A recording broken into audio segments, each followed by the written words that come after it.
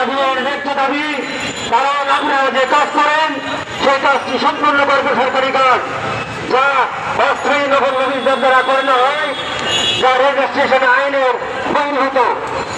স্থায়ী রেকর্ড স্থায়ী নকল নবীন দ্বারা করে নেওয়ার কথা, কিন্তু আপনারা বিলম্বভাবে আমাদেরকে চাপ সৃষ্টি করে আপনারা দীর্ঘদিন থেকে আমাদের শোষণ করে একটি স্থায়ী রেকর্ড অস্থায়ী নকল নবীদের দ্বারা করে নিচ্ছেন।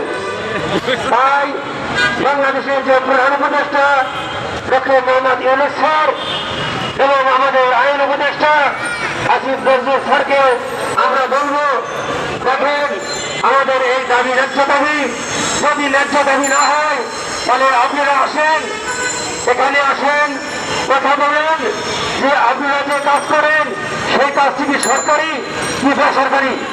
যদি সেই কাজ সরকারি না হয়ে থাকে তাহলে আপনাদের কাছে আমরা দাবি করব না যে আমাদের চাকরি স্থায়ীকরণ করা হোক। আর যদি সরকারি কাজ হয়ে থাকে তাহলে আমরা করজোরে এই 16,245 জন নকল নবীন আমরা করজোরে রোধ করি।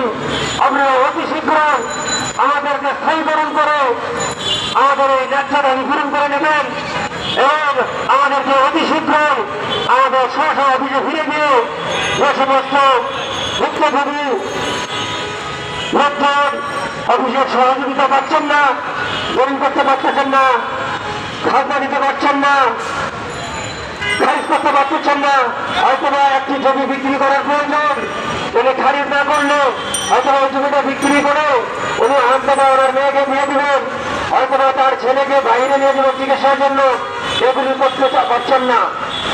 আমরা আসলে কোনো বিশৃঙ্খলা সৃষ্টি করতে চাই না। আমরা একটি সুশৃঙ্খল জাতি, আমরা মানুষের সেবা করে আসছি। বাংলাদেশ স্বাধীন হওয়ার পর থেকে আমরা মানুষের সেবা করতে চাই, আত্মীয়দের সেবা করতে চাই। পরবর্তীতে আমরা আরো কথা বলবো।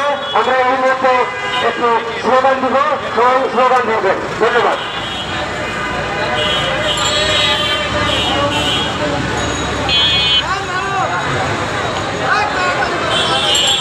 ভাই আপনারা আগায়েন না ভাই, আপনারা কিছু থাকেন।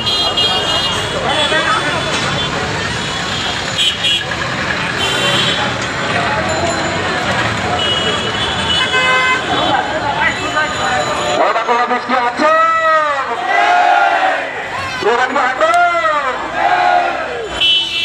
সবাইকে জমে গেছে। আমরা দেখাবো যে আমাদের গরমের স্পিড যত বেশি, আমাদের মধ্যে এবং আমাদের হাতের স্পিডও বেশি থাকতে হবে, তাই না? সারা বাংলার নকল নবী